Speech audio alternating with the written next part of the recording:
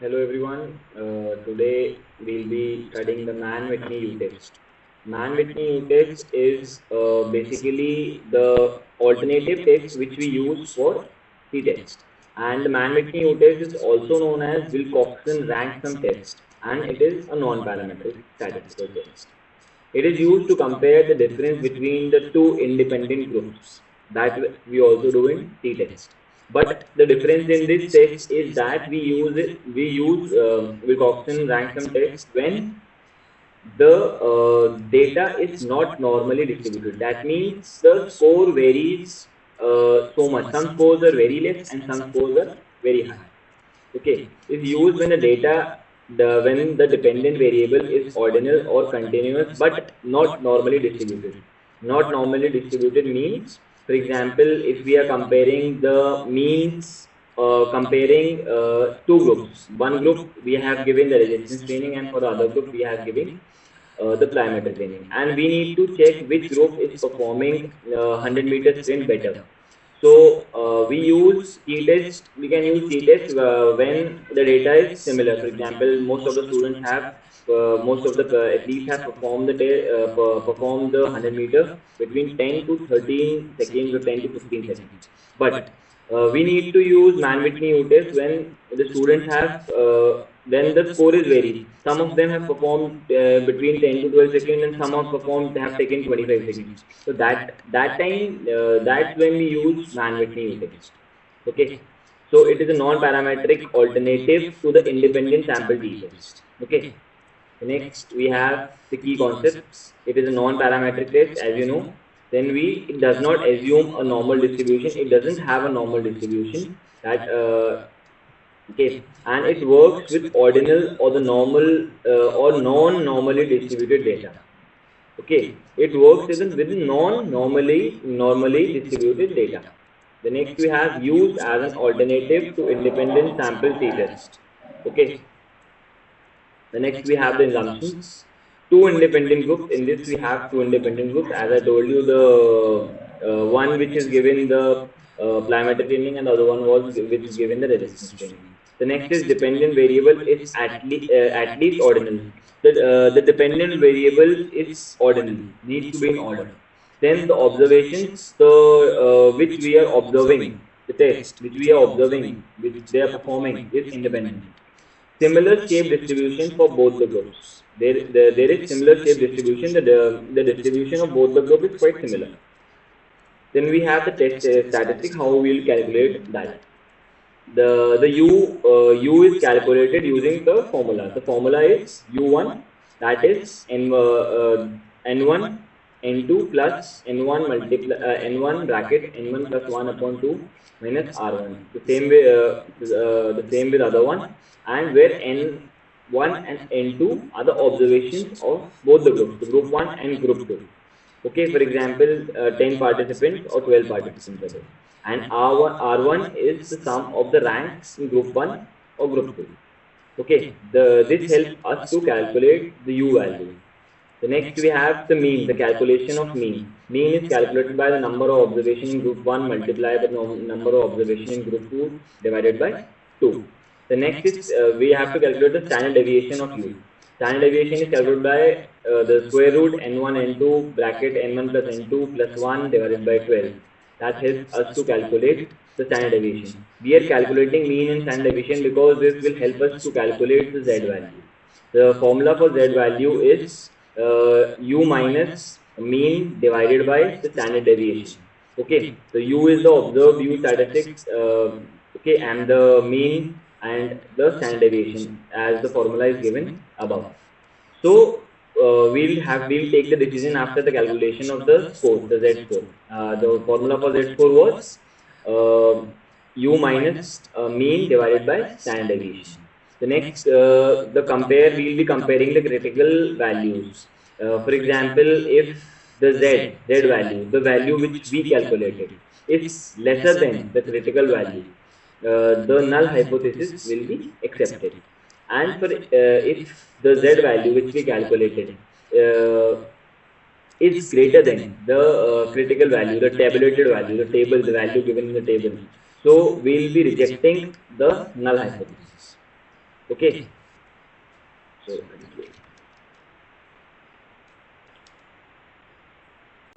Hello everyone, this is RN Dev Singh and I am a research scholar at LNIP Gwalior, and today I am here to discuss with you Man-Whitney U-test through Excel. So how we can do this, we will see in this video, and I assure you that when we complete this video, you will be able to do it on your own. So let's get started without wasting much of your time. So here we can see on the screen that we have a question over here, जिसमें जो student हैं कुछ as के, वो दो random samples, आपको पता है जो मैन विटनी यू टेस्ट होता है उसमें दो इंडिपेंडेंट ग्रुप्स होने चाहिए, वहीं वैसे ही यहाँ पे दो इंडिपेंडेंट ग्रुप्स हैं और उनको एक टेस्ट दिया जाता है और उसके बाद मार्क्स आते हैं और हमें हाइपोथेसिस टेस्ट करना है using Mann Whitney U test that whether these average marks of both the groups are equal.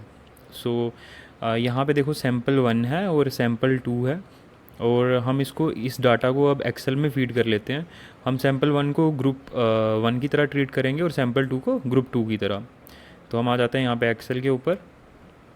आप यहाँ पे देख सकते हो कि यहाँ पे जो ग्रुप है वो 1 है और उसके सामने कुछ वैल्यूज़ हैं, और फिर ग्रुप 2 है और उसके सामने कुछ वैल्यूज़ हैं. ये एक लाइन में आप सोच रहे होंगे कैसे आ गया. It's just simple that sample 1 के सामने 1 मतलब 1 की 9 ऑब्जर्वेशन है तो 1 के सामने हमने ये सारी वैल्यूज़ लिखी हैं, और फिर 2 है तो 2 जितने भी नंबर ऑफ़ ऑब्जर्वेशन है उसके सामने हमने ये वैल्यूज़ लिखी हैं. तो अब आ जाते हैं एक्सेल के ऊपर. सबसे पहला काम जो हमारा है वो है इसको रैंक देना. एक बार रैंक देंगे उसके बाद हम नेक्स्ट जो स्टैटिस्टिक्स है वो कैरी ऑन करेंगे. रैंक देने के लिए हम क्या करेंगे, यहाँ पे इक्वल्स टू पुट ऑन करेंगे और टाइप करेंगे रैंक, और यहाँ पे रैंक डॉट एवरेज आ जाएगा.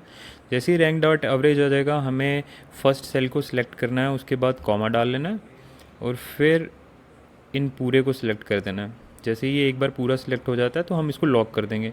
हम इसको डायरेक्ट लॉक कर सकते हैं F4 से, या फिर हम इसको इंडिविजुअल भी लॉक कर सकते हैं जस्ट टू मेक श्योर कि every cell is treated different. क्योंकि आप देखोगे यहाँ पे कुछ ऐसी वैल्यूज़ हो रही हैं जो रिपीट हो रही होंगी, तो वो अलग अलग ट्रीट हों, इसलिए हम इसको लॉक कर देंगे और उसके बाद एक कॉमा लगा के हम इसको असेंडिंग ऑर्डर में पुट ऑन करेंगे. तो असेंडिंग के लिए हमें यहाँ पे क्या करना पड़ेगा, 1 लिखना पड़ेगा. जैसे ही हम ब्रैकेट क्लोज़ करते हैं और एंटर क्लिक करते हैं तो हमारा रैंक आ जाएगा यहाँ पे फर्स्ट वाले का, और वहीं पे हम जैसे ही ड्रैग करेंगे नीचे की तरफ तो ये बाकी सारे रैंक जो हैं वो आ जाएंगे. अब आप देखोगे यहाँ पे कुछ ऐसे रैंक्स हैं जो कि पॉइंट्स में आ रहे हैं, जैसे 4.5 है, 4.5 है, 12.5 है, 12.5 है. तो आप इसके सामने देखो, जैसे 4.5 है तो 63 दो बार आ रहा है ना. तो क्या होता है जब आप मैनुअली करते हो या एक्सेल के से करते हो तो रैंक क्या होता है, आप किसी भी चीज़ को रैंक करते हो जब या तो 1 करोगे या 2 करोगे या 3 करोगे या 4 करोगे. बट क्या होता है कि जब दो डिजिट्स रिपीट हो रही हैं तो वो जिस नंबर पे आ रही हैं, सपोज़ करो 63 जो आ रहा है वो 4th नंबर पे आ रहा है और एक 63 5 नंबर पे आ रहा है, तो हम उसका एवरेज ले लेंगे. तो जब हम एवरेज लेंगे तो डिवाइडेड बाय 2 ले लेंगे. 4 + 5 का डिवाइडेड बाय 2 करें तो हम 4.5 एवरेज आ जाएगी. तो दो बार रिपीट हो रहा है तो इसलिए यहाँ पे 4.5 आ जाएगा ये. सिमिलरली यहाँ पे देखो 82 दो बार आ रहा है तो वो देखो 14th नंबर पे आ रहा होगा 82, तो 14th और 15th नंबर पे, तो उसका हमने एवरेज ले लिया. तो जैसे ही हम एवरेज ले लेंगे उसके बाद हमारा काम होगा नंबर ऑफ़ ऑब्जर्वेशन निकालना. Number of observation first group में कितनी है तो हम लिख देंगे N1. N1 में अगर हमने नंबर ऑफ़ ऑब्जर्वेशन निकालनी है तो हम सिंपली क्या करेंगे, यहाँ पे इक्वल्स टू डालेंगे और काउंट लिख देंगे. काउंट लिखने के बाद हम ये जितने भी 1 वाली वैल्यूज़ हैं, जितने भी 1 ग्रुप में हैं,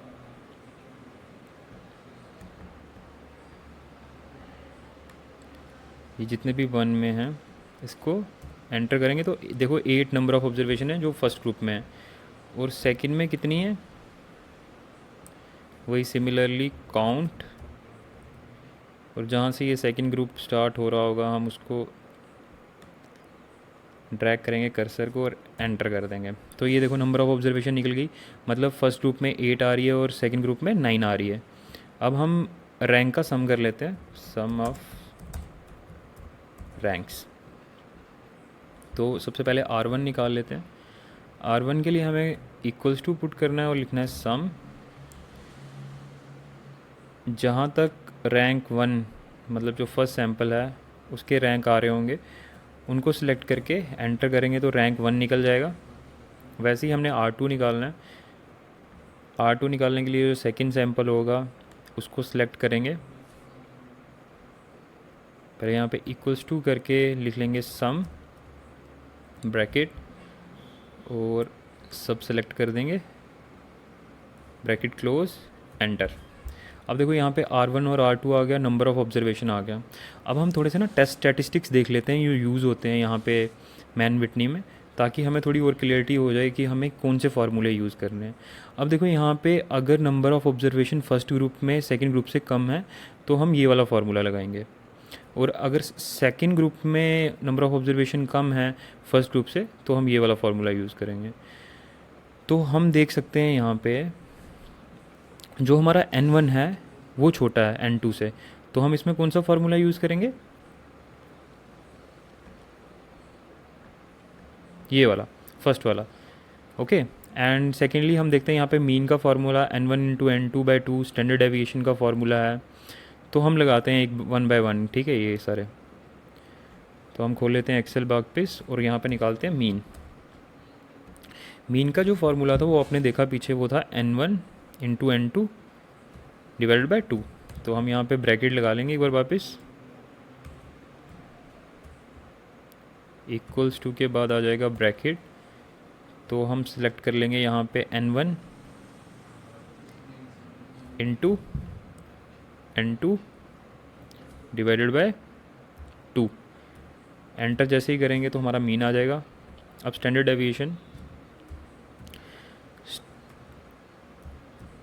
डेविएशन का जो फार्मूला था वो था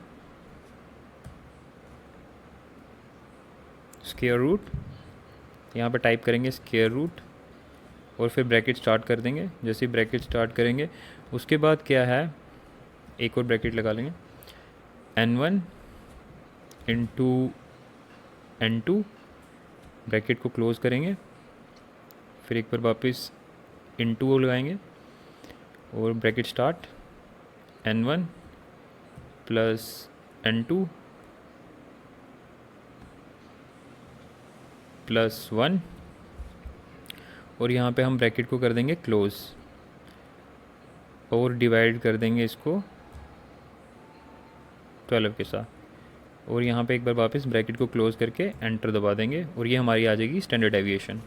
मीन और स्टैंडर्ड डेविएशन आ गया। अब हम यू की वैल्यू निकाल लेते हैं। जैसे मैंने आपको बताया कि नंबर ऑफ़ ऑब्जर्वेशन 1 में कम है नंबर ऑफ़ ऑब्जर्वेशन 2 से, तो हम इसमें यूज़ करेंगे फार्मूला जो है वो है फर्स्ट वाला, N1 into N2 plus N1 into N1 plus 1/2 minus R1। Let's get back to Excel and find you find करने के लिए हम क्या करेंगे, यहाँ पे वापस इक्वल्स टू लगा लेंगे और ब्रैकेट स्टार्ट कर देंगे। तो N1 क्या हमारा 8 इंटू N2 क्या 9, ब्रैकेट को क्लोज कर देंगे, plus N1 into bracket start कर देंगे वापस N1 प्लस 1, ब्रैकेट को क्लोज़ करेंगे, डिवाइडेड बाय 2 कर देंगे, और माइनस क्या रहता है R1। यहाँ पे R1 की वैल्यू क्या है 83.5, और इसको एंटर क्लिक करेंगे और ये वैल्यू आ जाएगी U की। अब हमारे पास U आ गया, मीन आ गया, स्टैंडर्ड डेविएशन आ गया, और जो फाइनल फार्मूला है जो कि मैन विटनी का फार्मूला है वो है U minus mean by standard deviation.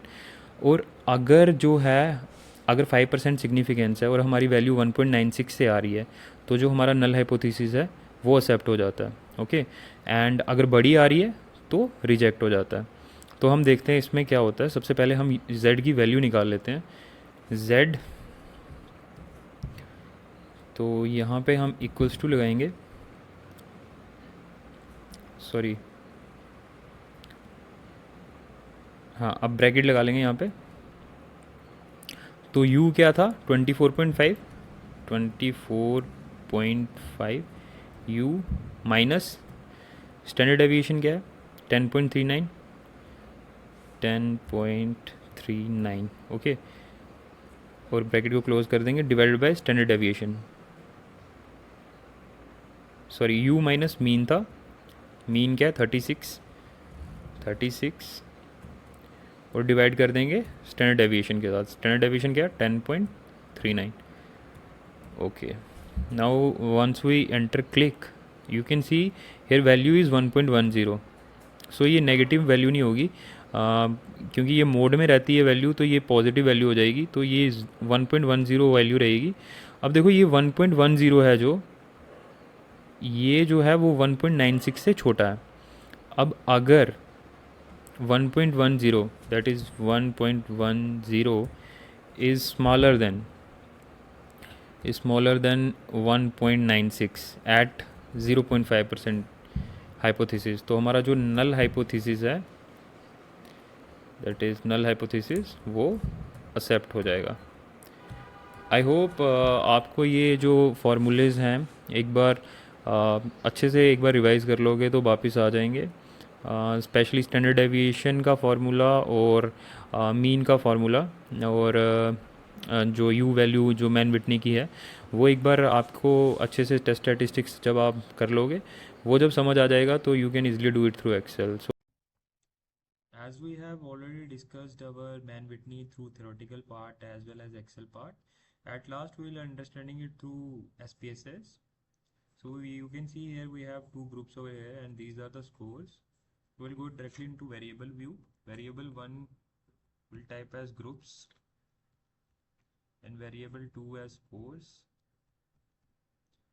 Type would be numeric, and then we can add our values. That what does value 1 stands for? We'll label it as, let's say, Sumit. Add 2, we will label it as Harsh. Add. Now we'll put on OK, and then measure would be ordinal, okay. Now we'll come into our data view again. We will click on analyze and then come into non-parametric test. So in non-parametric, as you know, this is independent samples. So we will do customize analysis. We'll go into fields, what we have to test, scores, and groups will come in group section. Then we'll go on settings, customize tests, man Whitney U 2 samples. Click on run. This will give on some results. Now you can see over here that firstly it shows null hypothesis. The distribution of scores is same across categories of groups, means there is no significant difference. Test, what test was used? Independent sample man Whitney U test, and significance level is 0.277. So this is p value over here, and this p value is greater than our significance level, that is 0.05. So if p value, you know, if it is greater than, then we have to retain our null hypothesis, that is there is no significant difference between two independent groups. Between the performance also, you can say that there is no significant difference in the performance of Sumit and Harsh. So these are the total number of observations. This is the U value, U test statistics, and this is our standard error, and this is standard test statistics. This is our calculate p value.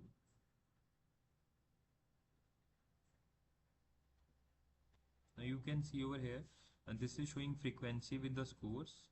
So Harsh mean rank was 7.72 and his number of observations was 9, and Sumit's mean rank was 10.44. These are the categorical information, that how many times the value was repeated. So you can see here is that score field is ordinal, but it is treated as continuous in the test. This is at the end, these are the two groups, Sumit and Harsh. These are the total number of observations, and Sumit's observations were 8 and Harsh observations were 9. So what we need to understand over here is that our p value was greater than our significance level, and due to which our null hypothesis we couldn't reject it and we have to accept it, and we can say that there is no significant difference between the performance of two players. So that's all. Thank you.